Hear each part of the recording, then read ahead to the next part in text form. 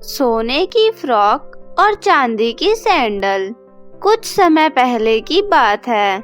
एक छोटे से गांव में संगीता अपनी बेटी रिया के साथ रहती थी। संगीता अपना और अपनी बेटी का गुजारा करने के लिए ऑफिस में झाड़ू पोछे का काम किया करती थी। बिना बाप की बेटी रिया को संगीता ने बहुत प्यार दिया। रिया को कभी भी उसके पिता की कमी महसूस नहीं होने दी और संगीता अपनी बेटी से बहुत प्यार किया करती थी। उसकी हर छोटी से छोटी चीजों को पूरा किया करती थी। और क्योंकि प्रिया के सभी दोस्त बहुत अच्छे और बड़े स्कूल में जाया करते थे, इसीलिए संगीता ने भी अपनी बेटी का एडमिशन उस स्कूल में करा दिया था। रिया बहुत अच्छी थी, उसका दिल बहुत साफ था, लेकिन कहीं न कहीं रिया के मन में एक जलन थी। जब भी उसके दोस्त बहुत अच्छे कपड़े, महंगे कपड़े पहना करते थे, तो रिया को भी लगता था कि वो क्यों नहीं ऐसा कर सकती। उसकी माँ उसे ऐसे कपड़े क्यों नहीं दिलाती, जिस वजह से वो हमेशा संगीता से जिद भी किया करती थी कि उसे भी अपने दोस्तों के जैसे कपड़े चाहिए। माँ, आपको पता है स्नेहा ने कितनी सुंदर ड्रेस पहन रखी थी कल पार्टी में। वो ड्रेस बहुत ज्यादा सुंदर थी। सबने मेरा मजाक बनाया। इतनी पुरानी सैंडल और इतनी पुरानी ड्रेस। सबने मेरी फ्रेंड को इतने बड़े बड़े गिफ्ट दिए और मैंने बस एक छोटा सा लॉकेट दिया। उसके लिए भी वो लोग मजाक बना रहे थे और मुझे भी स्नेहा जैसी ड्रेस चाहिए। बहुत अच्छी ड्रेस थी माँ वो। अच्छा ठीक है बेटा, मैं तेरे को दिला दूंगी, लेकिन अभी कुछ समय तक रुक जा। नहीं माँ, मुझे नहीं पता। मेरी सारी फ्रेंड्स मुझे चिढ़ाती है।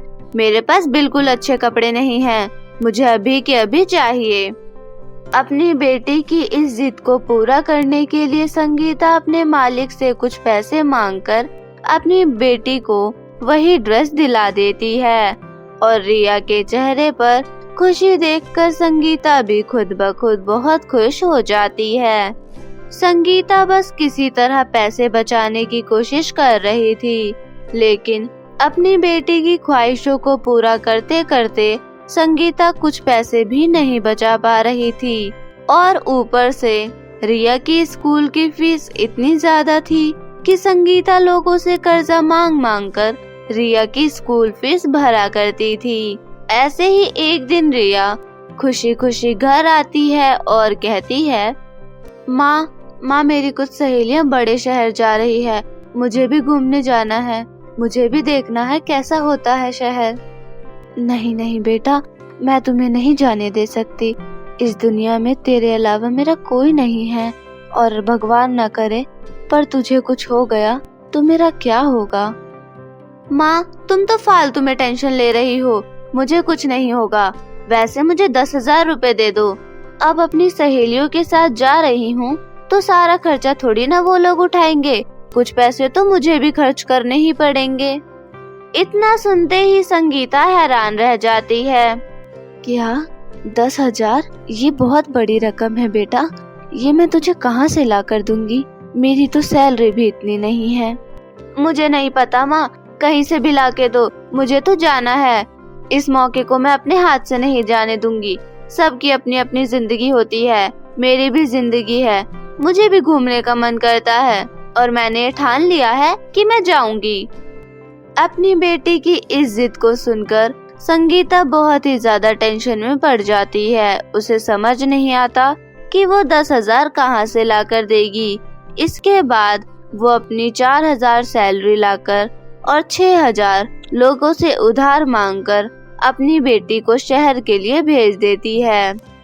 बेटी, आराम से जाना और अपना ध्यान रखना, और हमेशा अपनी सहेलियों के साथ ही रहना, और पैसों का तो खास ध्यान रखना। इसके बाद रिया निकल जाती है और शहर जाकर वो खूब मजे करती है, मानो वो अपनी माँ को भूल ही गई हो कि उसकी माँ ने उसके लिए क्या क्या किया है। पर यहाँ संगीता की हालत बहुत ज्यादा खराब हो जाती है। 2 दिनों तक संगीता के घर में खाना नहीं बना करता था, क्योंकि घर में पैसे ही नहीं रहते थे। और ऊपर से संगीता ने जिससे भी पैसे लिए थे वो रोज आकर संगीता से पैसे मांगा करती थी। दीदी दीदी कुछ दिनों का समय दे दीजिए, मैं पक्का आपके पैसे दे दूंगी। मेरे घर में राशन तक खत्म हो गया है और मेरी बेटी भी कल परसों तक आ जाएगी। क्या पता उसने कुछ पैसे बचाए हो, वो मैं आपको दे दूंगी। आप मुझ पर भरोसा रखिए। नहीं नहीं, मुझे नहीं पता। मुझे आज और कल में मेरे पैसे चाहिए। इतनी बड़ी रकम ले लेते हैं और देने की औकात भी नहीं रहती। और अगर पैसे नहीं दिए तो मैं तुम्हें इस गांव के मुखिया से कहकर तुम्हें इस गांव से ही निकाल दूंगी। नहीं नहीं दीदी, ऐसा मत कहिए। अगर आप लोगों ने हमें गांव से निकाल दिया तो हम कहाँ जाएंगे? कोई नहीं है हमारा। अच्छा ठीक है, पर मैं तुझे 5 दिन का समय देती हूँ। 5 दिन के अंदर में मुझे पूरे 6,000 चाहिए।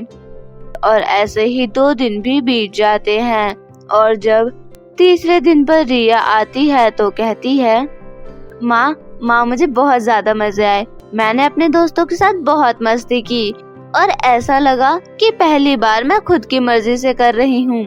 मुझे बहुत ज्यादा मजे आए माँ, पर तुम इतनी उदास क्यों हो? बेटा, मैंने तुझे जो 6,000 रुपए दिए थे, मैंने किसी से कर्जे मांगे थे और 2 दिनों से वो औरत मेरे घर पर आकर मुझे पैसे मांग रही है। क्या तू कुछ पैसे बचा कर लाई है? अगर मैंने उसे पैसे नहीं दिए तो वो हमें गांव से निकाल देगी। नहीं माँ, मैं पैसे बचाकर नहीं लाई।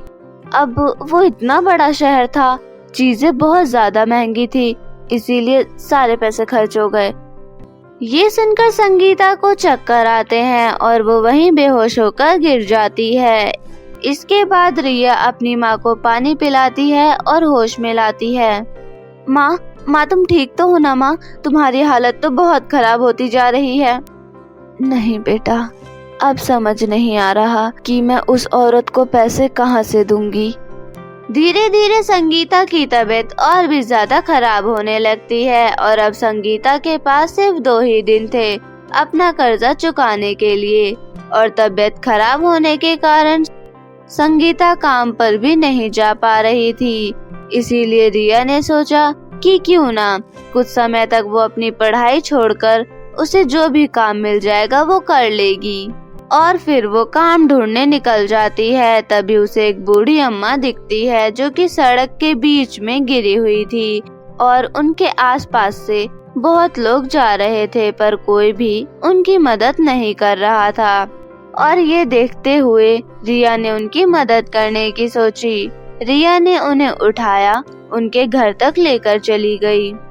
बहुत बहुत शुक्रिया बेटी, इतने सारे लोग देखते हुए गए पर किसी ने भी मेरी मदद नहीं की, पर तुम बहुत अच्छी हो, तुमने मेरी मदद की है। इसके बदले बोलो तुम्हें क्या चाहिए? नहीं नहीं अम्मा, मैं आपसे कैसे कुछ ले सकती हूँ? आप मुझसे बड़ी हैं, आप बस मुझे आशीर्वाद दे दीजिए कि मेरी माँ की तबीयत ठीक हो जाए। हमारे घर की आर्थिक स्थिति बहुत खराब है।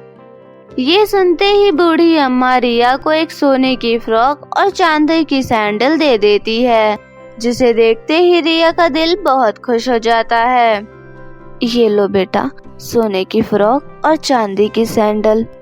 ये तो बहुत ही सुंदर है, कोई भी इसे पहनेगा तो कितना ज्यादा सुंदर लगेगा।